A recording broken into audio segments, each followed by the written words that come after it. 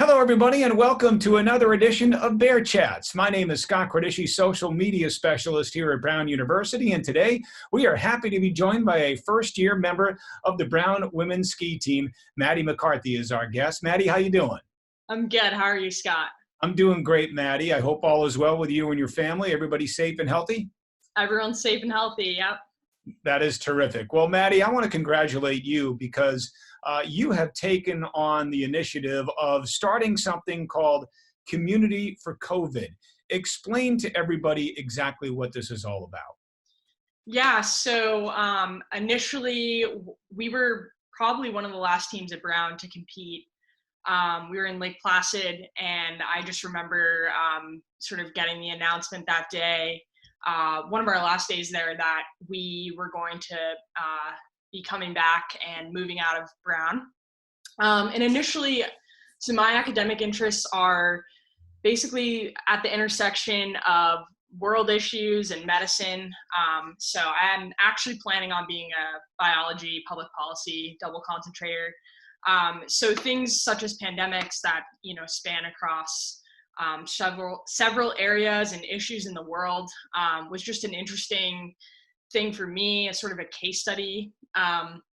So upon hearing this, I sort of got home, said goodbye to all my friends, and just started thinking, like, what can we really do? And there was a lot of really good community organizing from med students, including some great groups at Brown Med School. Harvard Medical School was doing some really great work all over the country. And I was really inspired by them and sort of their initiative to sort of, take on a lot of tasks that were just really needed. Telehealth, they were watching children of providers when other people weren't. So, I was talking to my friends pretty much every day just about these things, and just saying, it just keeps me up at night that we, as an undergrad, I think it can be more difficult to sort of work with med students or get in the hospital, especially during this time. Like, there's no research going on, there's no interns, the med students aren't even allowed to be there. So there's a lot of issues coming up, such as, socioeconomic disparities and issues of that sort that were just really starting to bug me. So Friday night, a couple weeks ago, it's like a Friday night, I got the idea, and by Saturday I was able to get a website up, and now we have over 300 undergrads. So I'm really happy about that. And what is that website?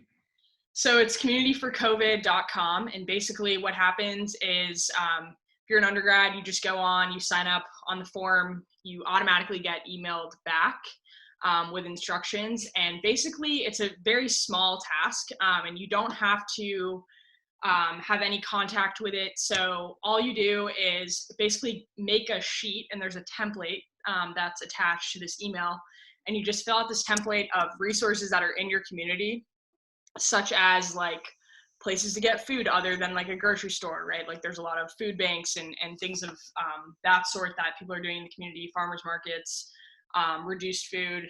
And then you can also put legal hotlines or anything of that sort on the sort of sheet, anything that the community, that there's resources that people might not know about or be able to get access to.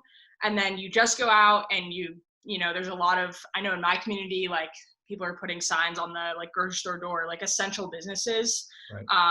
And then, that's sort of the gist of it. And basically the goal is to reach a lot more people and to make sure that people know of all the great resources that are available to them, especially the ones that need it most. And Maddie, correct me if I'm wrong, but I think that this involves more than just the Brown undergraduate community, does it not? Yeah, so we have undergrads at Swarthmore, I'm trying to think, Georgetown, Penn. I was, just a lot of my friends from high school, Bucknell, were able to sort of bring it to their school and tell their friends about it. And from there, it's really grown. I think there's a couple from Cornell, and I don't even have any connection to Cornell. Some other schools of that sort as well that I just don't have a connection to, but, they heard about it and want to get involved. And I think it's just great to have this alliance of undergrads. And especially, there's sort of two sides of it. I think being able to sort of start a community alliance of undergrads, especially I know people are very much in disarray, and we've been talking a lot about sort of the loss of community just without being together. And I think there's been some efforts to like combat that, but I wanted to sort of provide like another way for undergrads to connect with other undergrads. So there's also like a pairing system, and you can like sign up and get a battle buddy, which is a term that was coined from our governor here in Rhode Island, Governor Raimondo, who's a great leader and just a great person for me to look up to. But she said in a press briefing, like everyone needs a battle buddy. So like make sure you're like checking in on this one person. So that's where that came from. So you mentioned your interest in biology and maybe wanting to become a doctor someday. And is that really why you decided to take this initiative? So that's sort of a complex question for me. I think no, those sorts of things. Yes, I'm like incredibly interested in medicine. I think it's, the sort of, it's a privilege to be able to take care of someone and like a circumstance like that. I think that's like the greatest privilege that, anyone could ever have. And I'd love to become a physician for those reasons.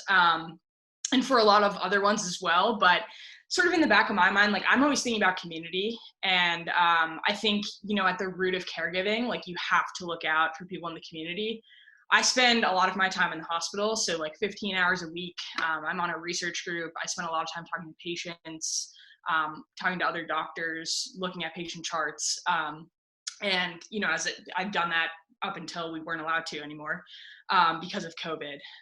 So I think, those things they're interesting to me, but this thing is sort of detached from medicine. I don't think people that are signing up for this actually know that I'm interested in medicine.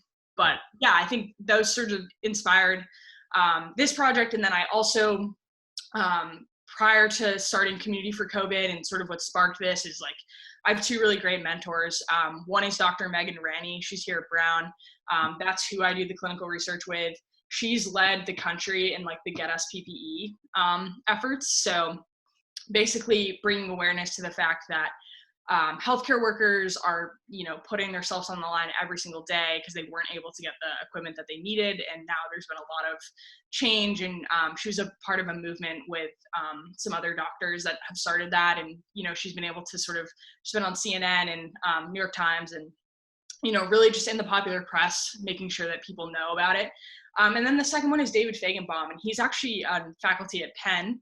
And he is a rare disease physician that researches Castleman disease, which is something that he actually has and was very sick with when he was a third-year medical student at Penn. And it's sort of interesting. So I read his book in like November. I was coming back from training camp actually. And it just like took me, I couldn't believe, the sort of parallels that we have in our thinking and, our drive. And I really took to his story. And he actually played football for Georgetown. We just had a lot of the same experiences growing up. So I decided to reach out to him. I've never met him in person, but now we have sort of a working relationship. And he started a systematic review, which is typically done over 18 months. And he assembled like 31 volunteers. There were 4 undergrads, including myself. One was from Penn. I think one was from like Ohio State. I'm not 100% sure. One was from Temple. And then the rest were like med students, PhD, candidates.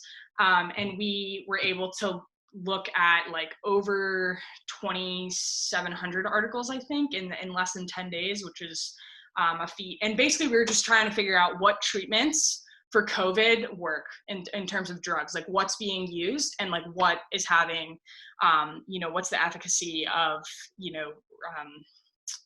hydroxychloroquine, like some of these drugs that you hear about in the news, right. Remdesivir, a big one that I sort of came across in like my, lit review was lopinavir and ritonavir. So anyways, we basically completed that project. And then just coming off of that, I was like, okay, like I think I think the science side, looking at it from that angle, has been, super informative, and just be able to be connected with all these people that I've never even met. And then I was actually supposed to be at Penn this summer, but my plans have changed a little bit, Yeah. to stay here and work with Dr. Rennie this summer, continue to work with Dr. Rennie remotely. But yeah, we were able to do that. And just coming off of that, I was like, great, I've seen the science side, and I think it'd just be great to do something in the community. Are you familiar with what a fellow student athlete of yours is doing at Brown as well? His name's Will Collier. He's a junior on the men's water polo program, and he has started up, with the help, I think, of one or two of his teammates, a nonprofit called FarmLink, which I guess is taking some of the surplus food that otherwise farmers had to get rid of during the pandemic, and they're getting it repurposed so that it can be sent to food pantries for those in need. That's amazing. I had not heard of that, but I will definitely. That's incredible. And I think some of those issues, and just to have being at a place like Brown, Brown was very much a dream for me. I grew up in Rhode Island, and I think being able to be around kids that are student athletes alike, that are just really changing the game every day, no pun intended. But I think it's just we all sort of feed off of each other and our ideas, and it's part of the reason what Brown makes just incredible. I would be remiss if I didn't ask you, how was your first year at Brown as both a student and a student athlete, a member of the women's ski team? Yeah. So as a student athlete, incredible. I anticipated to have, I think everybody comes into college and it's sort of a different transition, and it takes some time. And I was really surprised. I just, it just was incredible off the bat. And I just really fell in love with Brown, and really hit my stride this year. So I was really happy. I love my team. I love my coach. I think it's an incredible program. Like I said, went through the recruiting process for 2 years, and just, really, really want to be at Brown, and coming to Brown, it's just been a dream come true. And as a student, it's been great as well. I think the open curriculum is, I think going from like a rigid high school curriculum, and then coming to the open curriculum where, I can take classes in public policy, but I can also, take a upper level chemistry class and things of that sort. And just to have kids that are, it's seriously like the collaboration is just every day. Like I feel like they're, the people sitting next to me are rooting for me, and vice versa. So. Well, Maddie, congratulations. And I really should say thank you for starting this initiative, Community with COVID. It's terrific. It just kind of shines the light on the greatness that we have at Brown University, and students like yourself. Congratulations and good luck with it. Thank you, Scott. I really appreciate it. That's Maddie McCarthy from the women's ski team, our guest on this week's edition of Bear Chats.